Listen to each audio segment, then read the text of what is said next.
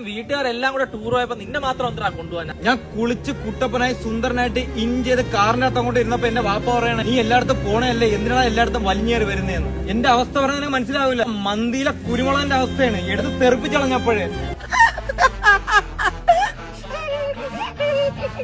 അല്ല കുരുമുളകാളിയാ തിരിച്ചേറ്റ അടപ്പളവിയളിയാ. ജംഗ്ഷനിലോട്ട് പോടാ. ഫാമിലിയൊക്കെ ഫാമിലി ട്രിപ്പ് പോയി. രാഘവനൊക്കെ മറ്റേ വാട്സപ്പിലൊക്കെ ഫോട്ടോ ഒക്കെ അയച്ചു തന്നു. ഞാനും പോവാൻ വേണ്ടി നിന്നാണ് മാമ. ഒരുങ്ങി ഇൻ ചെയ്ത് വണ്ടിക്കകത്തോടെ അങ്ങോട്ട് കേറി വാപ്പ പറഞ്ഞ് എനിട്ട് പോടാന്ന്. അതെന്ന് വെച്ചാൽ എന്റെ അവസ്ഥ എന്ന് വെച്ചാല് മന്തിയിലെ കുരുമുളകിന്റെ അവസ്ഥ എടുത്ത് തെറിപ്പിച്ച ഞങ്ങളെന്താ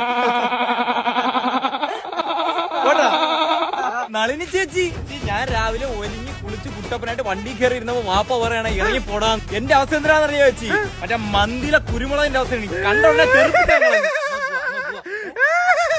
ചേച്ചി. എവിടെ പോണ്ടാക്കളെ പ്രശ്നം അറിഞ്ഞാണോ അല്ലേ? എന്റെ അവസ്ഥ ഇപ്പൊ അതാണ്. മന്തിയില് കുരുമുളകിന്റെ അവസ്ഥയുണ്ട്. വാപ്പ അപ്പഴേ തെറിപ്പിച്ചളഞ്ഞ്.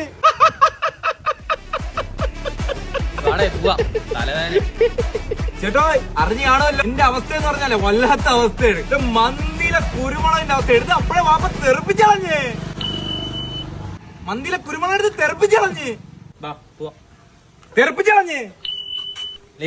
ഇനി ഈ കോമഡി നീ എങ്ങും പറയലടാ. അയാൾ ഇരുന്നുണ്ട്, അയാളുടെ അവസ്ഥയാണ് എനിക്ക് സത്യം പറഞ്ഞ ഇപ്പൊ എന്റെ അവസ്ഥ അറിയോ? ബിരിയാണിക്കകത്ത ഏലക്ക